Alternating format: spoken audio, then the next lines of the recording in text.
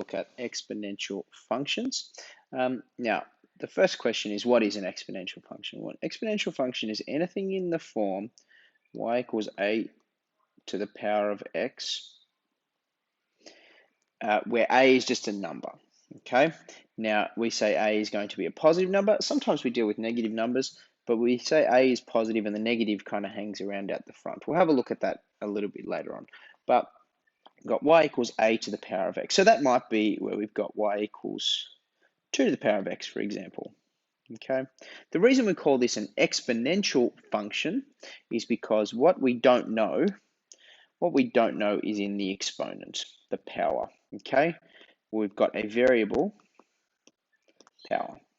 Okay, because if the power keeps changing, it means things are going to increase really quickly. Whereas if we have even like a y equals x squared that we have a look at in this topic, or a y equals 2x or 3x or 5x, it's not going to change nearly as quickly as if we're looking at with a variable power. So we're going to start off here by having a look at a table of values.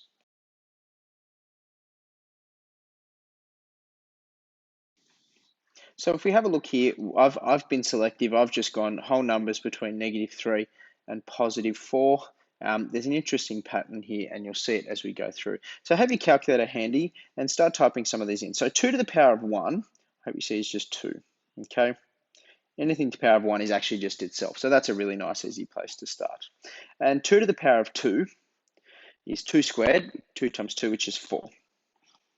Now, it might be easy at this point to say, oh, well, I know what happens. It's just 2 times x. Well, for those two examples, it is 2 times the x value, but you're going to see pretty quickly that's not what happens as we move forward. Now, 2 to the power of 3 is 2 times 2 times 2. It's not 2 times 3. It's 2 times 2 times 2, which is 8. And 2 to the power of 4 is 16. And so we've got our values here. Now, what you notice, hopefully, is each time we've got this doubling, okay? Normally when we've looked at a table of A's before, it's been with a straight line, and we might have said, oh, we're going up by 3 each time, or we're going down by 4 each time, and that's the gradient of our line. Well, in this case, we're not going up by the same amount each time, but we are doubling each time. Now, with an exponential, it's not always double.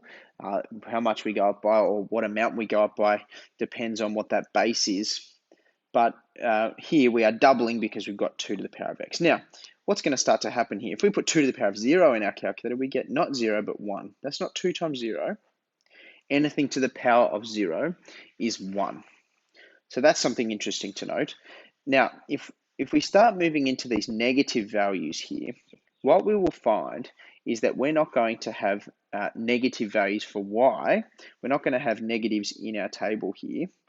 Okay, we're going to have positives only. But what's going to happen when we put these negative powers in, our y values are going to become really small. So if we put 2 to the power of -1 in our calculator, you get 0.5 or a half. Okay, so if we have a negative 2 to the power of -1 is a half, do the same thing. 2 to the power of -2 is 1/4 and 1/8. So what's happening as we move to the left of 0, we halve each time, okay? A quarter is half of a half, an eighth is half of a quarter, and we'll start to get really small. If we put, hopefully even without your calculator now, if we put 5 up here, you'd see that it'd be 32. Because again, we just double from where we were previously. Okay, so what we start to notice here is that over in this section, we get really small. Really small values. Then here we get really large values. This is some of the properties of an exponential. And let's have a look at what's going to happen if we graph this. It's actually, we have our table of values, so let's start to plot some of these points. I'm going to draw this roughly to scale. You don't have to draw it perfectly, but it does give you an idea of the shape here. So I'm going to start with my y-intercept 0, 1. Then I've got my point 1, 2, 2 approximately at 4. You see I'm going to run out of space here pretty quickly. 3 takes me up to 8. I'm going to leave it there. So I haven't actually included the points of 416 and 532. But if I go over to the left now, I end up with -1.5.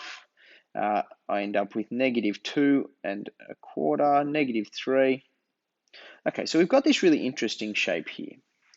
The it looks a little bit like a parabola if we go and graph this on the right hand side here, but it's not. If in fact we were to draw this perfectly and draw a parabola perfectly, this one would actually be increasing much faster. It'd be much steeper than a parabola would be.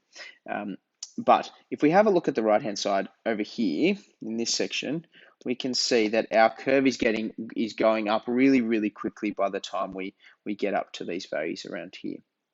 Okay, and the other thing we notice, if we look over it for our negative values for x, those become really small, but they never actually go negative. And that's because this line here, our x-axis that I'm dotting there in blue is what we call an asymptote. And for our purposes, we're just going to define an asymptote as a line that our curve gets really close to, but it never touches. Okay, so our green line there, our green curve, is going to get really close to that line, the blue dotted line, which is y = 0, but it's never going to touch that. Now you can check this in your calculator as well. You can go start putting in 2 to the -4, 2 to the -5, 2 to the -10, and you'll start to get some really small values coming out of your calculator, but you won't get 0. Now what may eventually happen with your calculator is if you put in 2 to the -100, your calculator will tell you it's 0 because it's too small for it to recognize anymore. It's 0.000000 to 50 decimal places, and your calculator just can't round it anymore. So it says that it's 0, but it's actually not. Your calculator's just rounded it that way because it's so tiny. So whenever we have an exponential, we have an asymptote. So that's one feature. We've also got our y-intercept. Unless we move that curve up or down, we've always got a y-intercept at 1, and we never have an x-intercept either.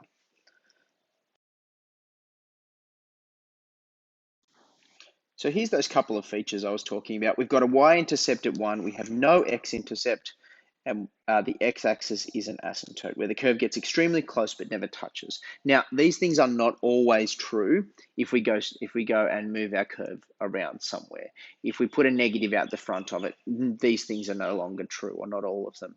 If we go and add 1 to our curve to shift it upwards or something like that, then that's no longer true. But if we have a basic curve, like if we have something like y equals 3 to the x, y equals 10 to the x, okay, y equals e to the x. E is a button that's on your calculator. That's Euler's constant. That's the base that we use that actually represents a lot of real life scenarios. We'll look at that when we talk about some of our practical examples in our next lesson. But for any of these curves here, all these three facts are true, that we have a y-intercept of 1, we have no x-intercept, and the x-axis is an asymptote where the curve gets very close but never touches that x-axis. So that means that y can never be 0 there. So make some notes from this one, and really what I would encourage you to be doing to start with exponential curves is to be graphing these using a table of values until you can start to recognize the shape. I hope this has been helpful.